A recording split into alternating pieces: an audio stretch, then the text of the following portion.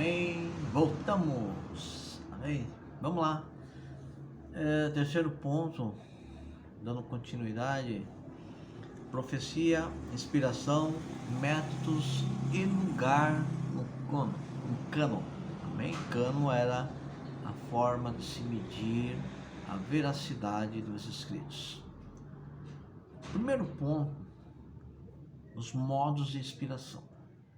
A mensagem recebida diretamente de Deus, tá?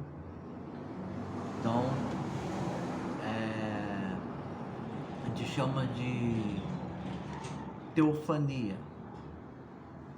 Então, essa inspiração, muitas vezes Deus falava direto com os homens, com os profetas, tá? Às vezes recebia o anjo, tá? Ou Deus falava em voz audível, enfim, Deus sempre procurou meios de falar, amém? A minha cadeira está baixando. Glória a Deus. Então vamos lá. Chega mais perto, sei que a minha cadeira tá a benção, gente, tá a benção, glória a Deus, aleluia. Então vamos lá. Outra forma de Deus falar também era através de visões e sonhos. Você vai ver isso em Números 12, versos 6 e 7, Jeremias 23, 28, e Daniel é o clássico, né? Que Deus se revelava a ele em sonhos, interpretações de sonho, enfim. Deus falava com eles através disso. Deus usava eles como os profetas, né? Através de sonho. O outro modo é os modos de comunicação, né? Perdão, irmãos. Modos de comunicação, ou seja,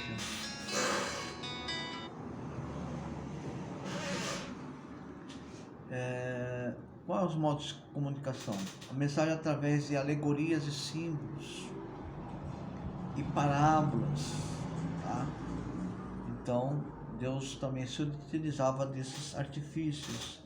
Também a mensagem através de ações ou atos, especificamente o versículo 2 e 3 do livro de Isaías, do capítulo 20, o verso 1 e 6.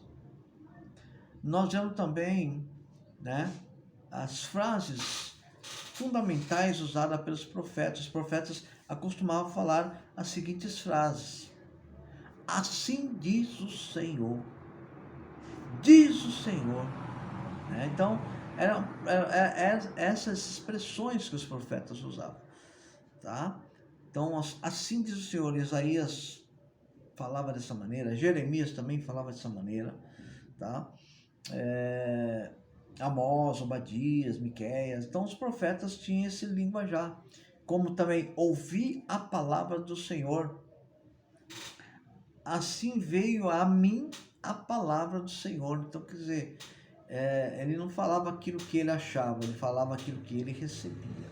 Então, a palavra do Senhor dos Exércitos veio a mim. Então, você vê que tudo é recebido de Deus e é repassado ao povo, aos espectadores. Israel sabia que algumas profecias deveriam vir de outras origens, além de Javé. Por isso, os profetas usavam falar essas frases para servirem de autoridade, verdade, consolo e orientação. Outra forma, né, que nós vamos ver os livros proféticos. Na Bíblia hebraica existem 3 seções de livros proféticos, né? O livro dos profetas. Primeiro, a Torá. Segundo, profetas e escritos. A primeira seção, Torá, aí tem Êxodo, Gênesis, Êxodo, Levítico, Número e Deuteronômio. Os primeiros 5 livros são os Pentateuco, que são considerados a Bíblia judaica, tá?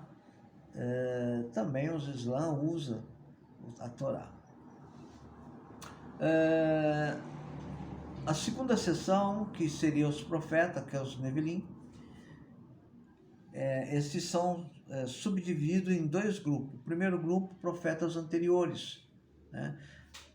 Formado por Josué, Juízes, Samuel, Reis, né? Na nossa Bíblia corresponde aos livros históricos, que é o Josué, Juiz, 1ª e 2ª Samuel, 1ª e 2ª Reis. Os profetas posteriores, né? Formado por Isaías, Jeremias, Ezequiel, e os livros dos 12 profetas formados por Oséias, Joel, Amós, Obadia, Jonas, Miqueias, Naum, Abacuque, Sofonia, Ageu, Zacarias e, por fim, Malaquias. São assim nomeados porque seus escritos são menores que os escritos dos 3 grandes profetas, Isaías, Jeremias e Ezequiel. É bom lembrar, a cronologia da nossa Bíblia em português inclui o livro de Daniel entre os profetas maiores, tá? Vamos lembrar dessa nota importante, tá bom? Bom, aqui a terceira seção, os escritos, que é o Ketuvim, são compostos dos seguintes livros: Salmos, Provérbios, Jó, Cântico dos Cânticos, Ruth, Lamentação, Eclesiastes, Esther, Daniel, Neemias e Crônicas, tá? Então, essa seção são tidos como escritos, ou seja, Ketuvim. Então, vamos ver uma coisa importante nessa nossa matéria também, é a parte 4, que diz diferença entre o verdadeiro e falso profeta. Que se existe o verdadeiro, existe o falso, né? Redundante isso. Vamos lá. A diferença entre o verdadeiro e o falso profeta se dá no cumprimento das profecias, principalmente os profetas preditivos ou prenunciadores. Por quê? Primeiro, o estado de êxtase era um dos sinais próprios do Nabi, do profeta, no entanto, no tempo de Samuel. Mas também existia fora de Israel, produzindo manifestações que se aproximavam ao êxtase e à alienação mental, através de danças e rituais que muitas vezes levavam as pessoas a se contorcerem de modo grotesco. Esses ritos de êxtase eram frequentes no mundo e os povos primitivos. Então, nós vamos ver que muitos sacerdotes das religiões antigas e até mesmo nas religiões de hoje consistia em movimentos corporais, né? Então eles ficavam rodando e ao ponto de entrar em êxtase, tá? Então era comum isso nas religiões antigas. Também entra o teste escriturístico ou teológico. O verdadeiro profeta é conhecido pelos frutos. Mateus 7, 15, 16 fala sobre isso. Pois ele fala da parte de Deus e por Deus. Então, né, ele tem que ser uma pessoa guiada pelo Espírito de Deus, pelo Espírito Santo de Deus. Como que vai falar de Deus se Deus é Espírito, né? Não é carne. O verdadeiro profeta, às vezes, tinha costume de anexar às suas mensagens alguns sinais prodígios ou extraordinários para que elas fossem aceitas e a sua veracidade confirmada. Então, os verdadeiros profetas, às vezes, né, tinham o costume de anexar às suas mensagens alguns sinais. Vocês lembram quando Elias disse aos 50 lá, ó, se eu sou homem de Deus, seja consumido vocês aos 50. Então era assim, e foram consumidos, né?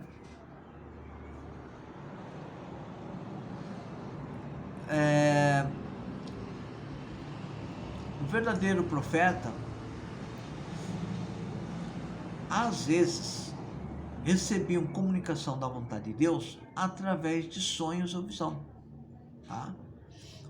Também os verdadeiros profetas estimulavam o povo a se desviar da vontade, realizando feitos prodígios ou extraordinários que podiam enganar os mais levianos, né? Então, eles podiam ter sonhos ou visão extraordinárias e podiam enganar, né, os mais levianos. Ou seja, os falsos profetas às vezes estimulavam o povo. Então existia a falsa profecia, como até hoje ainda existe, tá? Eles podiam ter sonho e visão, tá? Comunicação com deuses. Os sonhos eram enganosos. Quando você vê lá em Deuteronômio 3, do 1 ao 5, comparando com Jeremias 23, 25, 7, e também com Êxodo 7, 11, Mateus 24, 24, Atos 8, 1, 8, 11 e 2 Tessalonicenses 2, 9 e Apocalipse 13, 13. É necessário fazer um julgamento ou exame criterioso para diferenciar a verdadeira profecia, o verdadeiro profeta, né, do falso profeta. Em Israel existia dois tipos de falsos profetas que atrapalhavam o povo, né? Atrapalhavam o povo no seu empenho em conhecer a vontade de Deus. O primeiro deles era os que alegavam anunciar a mensagem de Javé, Deus de Israel, tá? O verdadeiro profeta encontrava uma grande dificuldade em provar que os falsos profetas estavam errados, porque as pessoas os aplaudiam em virtude de que eles falavam somente palavras que as pessoas queriam ouvir. Então, os profetas que alegavam, anunciavam a vontade de Deus, né, que a mensagem de Javé, eles tinham dificuldade, porque o povo dava atenção aos falsos profetas, aqueles que queriam para si a autoridade espiritual que não tinha. Os profetas que profetizavam em nome de outros deuses, que você vai encontrar lá em 1 Reis capítulo 18, verso 22, esse tipo de profeta era fácil de perceber com certa rapidez, mas mesmo assim foi preciso o profeta do Senhor desafiar esses falsos profetas. Vocês lembram da história lá de Elias, né? Encarando os profetas de Baal. Então, ali eles eram falsos profetas, tá? Recebiam informações não de Deus, informações enganosas de espíritos malignos. Existem outros critérios principais para se testar os verdadeiros profetas. Primeiro, toda profecia preditiva, todas as profecias preditivas serão cumpridas, tá? As suas profecias jamais virão de uma fonte extraordinária, porque as profecias verdadeiras concordam com a palavra de Deus. As instruções apresentadas pelos profetas jamais negarão a exatidão da palavra de Deus. Então, o que acontece? O verdadeiro profeta, ele, né, recebe a instrução de Deus e apresenta ela na íntegra, tá? Então, eles não negam a exatidão, a veracidade daquilo que Deus está passando. O verdadeiro profeta sempre reconhecerá que Deus é o Senhor. Ele não fala, ele não aceita, ele não prega contra isso, tá? Existem 3 critérios principais para identificar o falso profeta. Primeiro, as profecias preditivas que não se cumprem, as suas mensagens falsas, mentirosas, tá? Seu modo de viver é incompatível com a prescrição divina. Incentivo as pessoas à idolatria, tá? É bom lembrar, todas as profecias preditivas vindas de Deus se cumprem rigorosamente, mas nem todas as profecias preditivas que se cumprem indispensavelmente vêm de Deus, tá? Nem todas vêm de Deus. Então nós vemos aqui a relação dos profetas. Depois vocês vão ler aí, tem um quadro, né? Profeta, Joel, Isaías, Miqueias, Jeremias, tá? E a época do seu ministério, fala pré-exílio, tá? Durante o exílio, e os recebedores, para quem foi que eles profetizaram. Como entender a profecia? Embora algumas profecias sejam suficientemente claras desde o seu anúncio, contudo, algumas só se tornarão claras após se cumprir. Sendo assim, é necessário que se evite interpretações imagináveis. Para se entender o significado da profecia, é preciso seguir alguns requisitos. Primeiro, cada profecia deve ser estudada considerando sua totalidade e não suas partes isoladas. Por exemplo, para entender melhor a profecia sobre o Anticristo e Daniel, é preciso ler começando Daniel capítulo 10. Depois, comparar com 2 Tessalonicenses capítulo 2, verso 1 a 11, e Apocalipse capítulo 13, verso 1 ao 10. É importante conhecer bem os contextos históricos e do período em que a profecia foi entregue. Então tem que saber o ambiente, o local, né, o momento, o contexto, por que aquele profeta estava falando, por que ele estava predizendo aquilo. Nunca se deve deixar de ler a introdução do livro, que contém a profecia que vai ser estudada. A introdução, ela é o escopo, ela traz uma ideia, uma proposição daquilo que vai ser dito. Então, para se entender melhor. As datas das profecias não são exatas, mas servem para provar os acontecimentos. Assim, os livros proféticos foram escritos num período entre 850 a 400 antes de Cristo. Então nós vemos que esse período, de um modo geral, foi de muita agitação política, militar, e emocionante, o qual são vistas grandes potências como Egito, Babilônia, Síria, Pérsia, Grécia, Roma, enfim, grandes potências, que revezaram-se, lutaram contra Israel, o povo escolhido de Deus, enfim, vivia constantemente no meio delas o povo de Israel, os palestinos. Os livros proféticos também foram escritos num período de grande apostasia em Israel, o povo escolhido de Deus antes e até mesmo depois da volta do exílio babilônico. O esboço do livro deve ser lido com muita atenção, tá?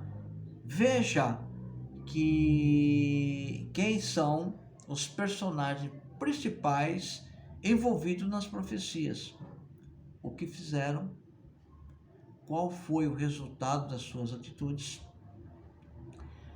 qual o local e acontecimento, tá? Verifique se as profecias, né, e seus símbolos foram interpretados pelo próprio Deus, por um anjo, pelo próprio profeta. Amém? Há profecias reveladas através do sonho ou visão, contudo, deve-se compreender de modo literal, principalmente quando se trata de animal, de cor e de número.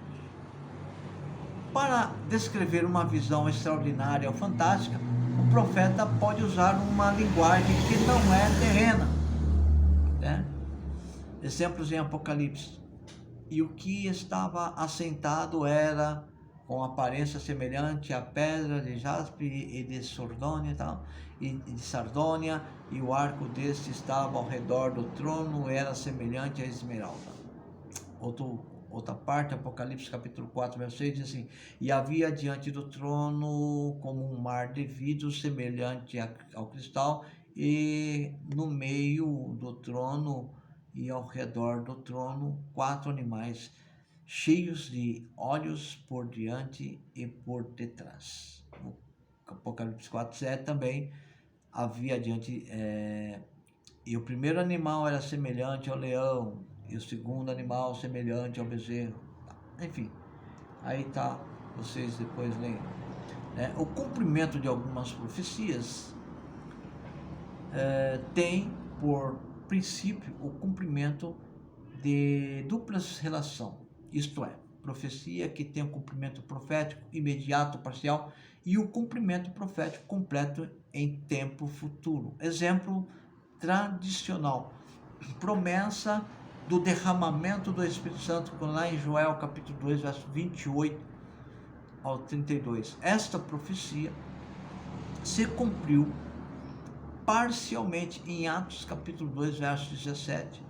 No entanto, ela não se completou, mas se cumprirá por completo quando Jesus voltar para estabelecer o seu reino milenar no final da grande tribulação, quando ele derrotará o anticristo escatológico da Apocalipse capítulo 20, verso 4.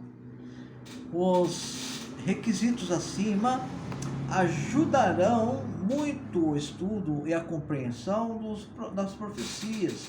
Poderá ser que mesmo assim haja profecias